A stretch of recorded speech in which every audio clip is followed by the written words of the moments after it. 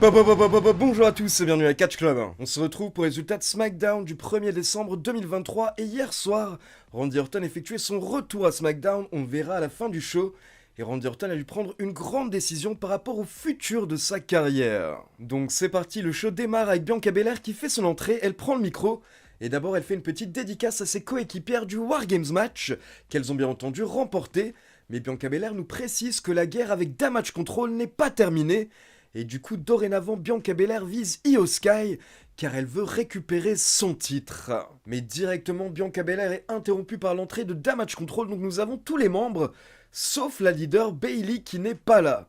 Donc on a Dakota Kai qui prend le micro, qui fait un petit peu de trash talk, et pendant ce temps, vous avez Kairi Sane, Io Sky et Asuka qui montent sur le ring, donc qui confrontent Bianca Belair. Et là, Dakota Kai précise que Io Sky a déjà battu Bianca Belair 2 fois, donc si jamais Bianca Belair veut une autre opportunité au titre, elle va d'abord devoir passer par tous les membres de Damage Control. Donc là, ça devient très tendu, mais les catcheuses sont interrompues par l'entrée de Charlotte Flair et Shotzi.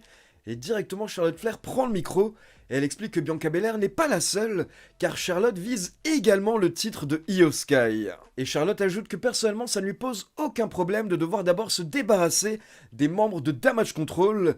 Et Shotzi veut également se battre, donc c'est parti, ça part en bagarre générale dans le ring. Et là, vous avez les faces qui prennent l'avantage, et à la fin du segment, vous avez Bianca Belair qui porte un Spinebuster à la championne Io Sky, avant que les membres de Damage Control ne battent en retraite. Et du coup, quelques instants plus tard, les commentateurs nous informent que ce soir, nous aurons un match entre Bianca Belair et Kairi Sane.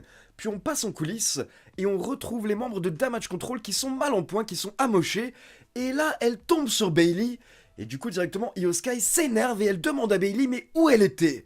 Et là, Bayley s'excuse, mais elle explique qu'elle n'était pas au courant que Damage Control allait intervenir, et personne ne l'avait prévenu, car si quelqu'un l'avait prévenu, alors peut-être qu'elle aurait pu aider, et peut-être que les choses se seraient passées d'une autre manière.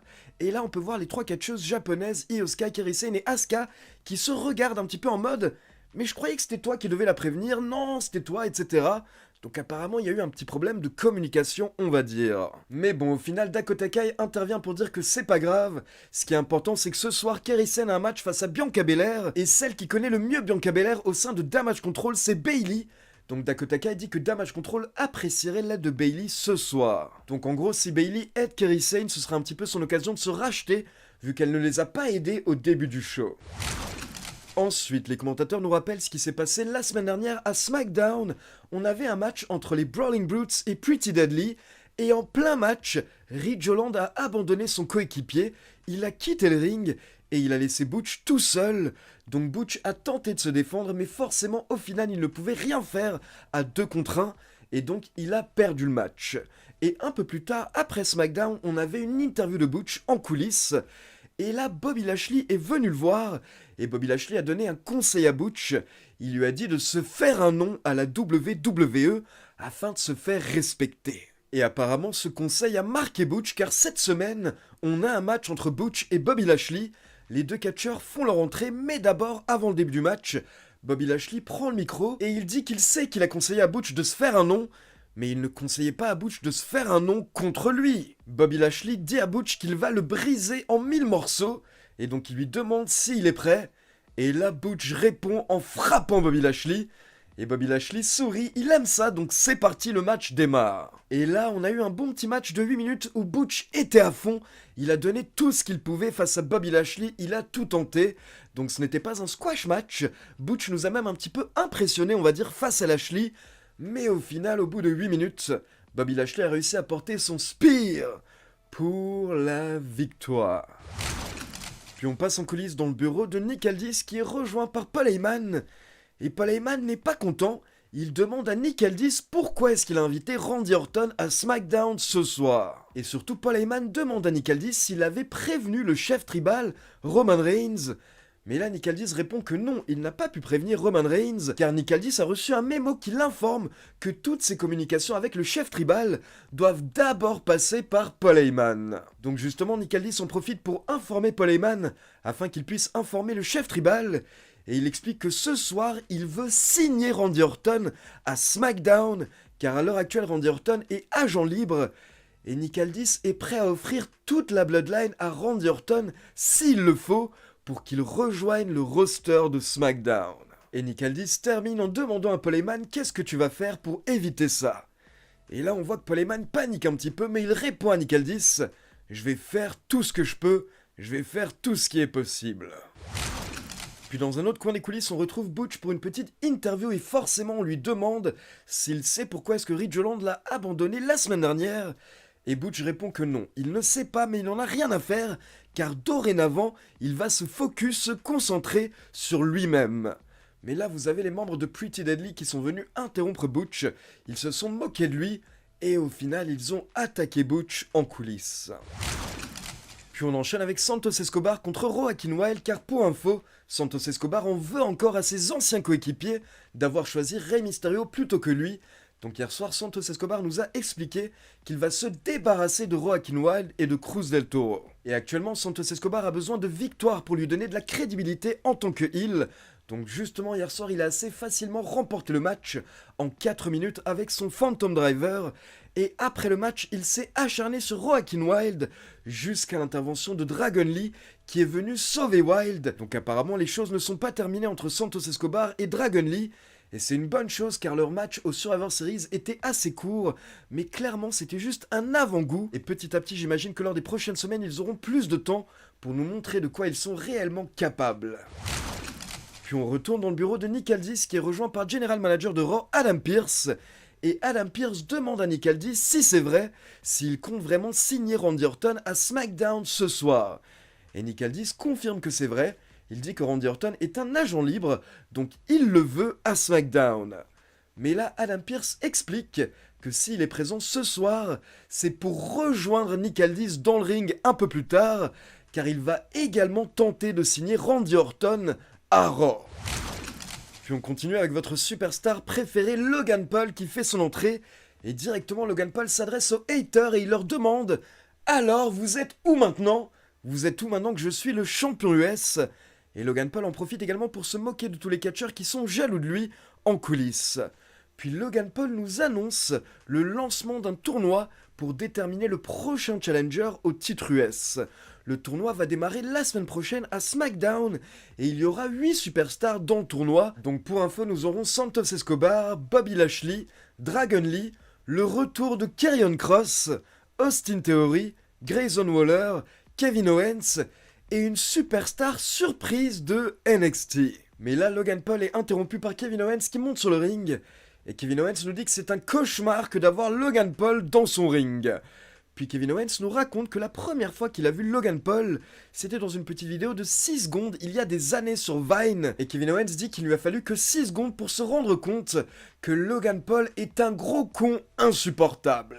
Mais Kevin Owens nous dit que heureusement il est dans le tournoi, donc bientôt ce cauchemar va prendre fin et il va récupérer le titre US.